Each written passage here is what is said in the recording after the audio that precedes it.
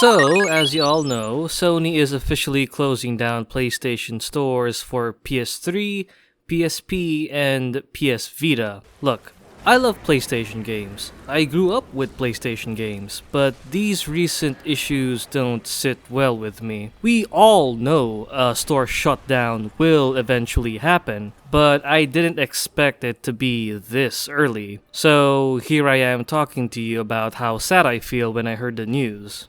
This definitely marks the end of an era, and it saddens me to see these libraries of games go away. You can still re-download previously purchased games, sure, but you won't be able to buy games for the legacy consoles. Also, having the ability to re-download games won't last forever. Let's not forget, those things still run on servers, and those cost money to keep them operational, so who knows when that will go away too. This should be concerning for gamers because we're talking about video game preservation here. Hundreds and hundreds of data is being lost every day, and from my point of view, companies like Sony don't have a good track record when it comes to preserving their gaming library. Sure, they have this service called PlayStation Now, but not all previous PlayStation games are there. Usually when a game has served its commercial purpose, publishers tend to pull the plug in supporting a game, and production of physical copies will cease. Nowadays, games are being bought digitally, but the problem is you actually don't have full ownership of the game you bought digitally. You are essentially just paying to have access to the license of that said game. This is why I still prefer physical copies of video games. I have full ownership, I can play a game from start to finish with offline capabilities, it's not connected to a specific storefront, and I can trade them in or give it to my friends and loved ones. That brings me to my second concern, which are the digital-only PlayStation games that are in the PlayStation Store. There are a lot of exclusive indie titles for PSP and PS Vita with no physical copies whatsoever, and they may disappear forever. This lack of preservation is why piracy in video games won't go away. If publishers won't do anything to preserve the art of video games, fans will take it to their own hands to continue the legacy of a game.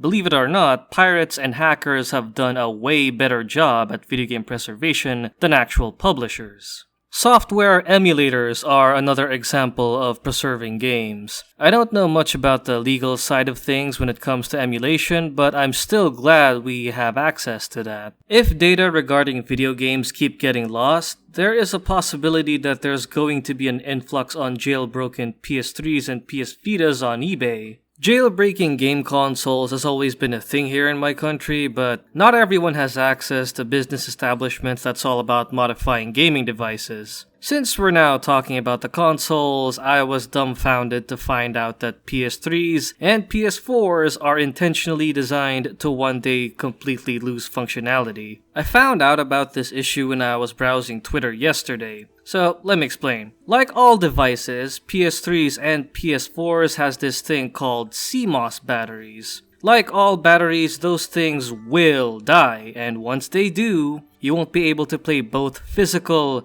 and digital copies of a video game. Thankfully, CMOS batteries can be replaced, but the problem is, new CMOS batteries requires PlayStation Network authentication, and that really worries me because what happens when PSN is no longer around? It's not just going to make legacy consoles completely obsolete, but it would also be impossible to play both digital and physical games in the system. The only solution I can think of to bypass this issue is probably hacking and modifying older PlayStation consoles. Now, in some countries, modding game consoles are illegal, but so far that may be the only way to preserve the legacy of older PlayStation titles. It's sad that gaming isn't as preserved as other forms of entertainment.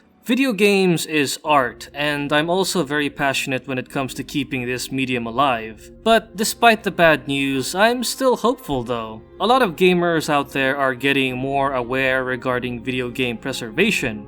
And who knows?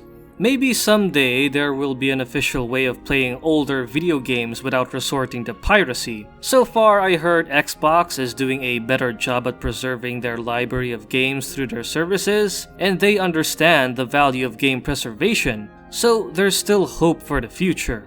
Well, I won't take any more of your time. Thanks for watching. Check out the channel for more gaming related content, and as always, I'll see you when I see you.